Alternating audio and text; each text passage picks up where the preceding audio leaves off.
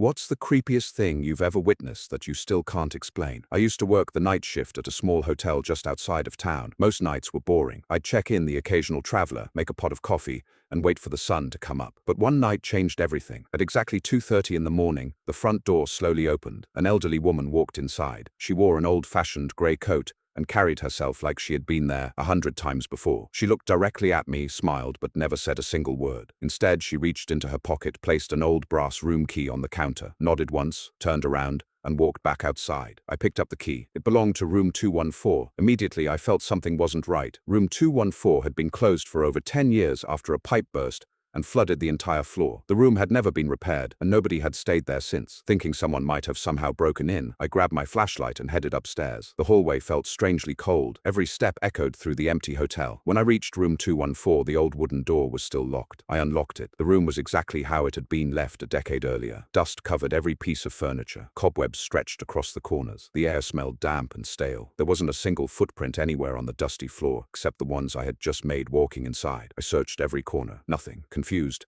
I hurried back downstairs and immediately pulled up the security camera footage. I watched the recording from the last 10 minutes. There I was, standing behind the reception desk the entire time. The front door never opened. Nobody walked into the hotel. Nobody approached the counter. And yet, at one point in the recording, I looked down, reached out with my hand, and picked something up from the counter. The key had simply appeared. I quit that job the following week. A few months later, I mentioned the story to a retired employee who had worked at the hotel for decades. His face immediately turned pale. He asked me one question. Was the woman wearing a grey coat? I nodded. He sat there in silence before quietly saying, "She used to stay in room 214 every winter. One night, there was a fire in her room. By the time firefighters got to her, it was too late." To this day, I still have no idea who left that key on the counter. But every now and then, I wake up in the middle of the night wondering, why did she come back?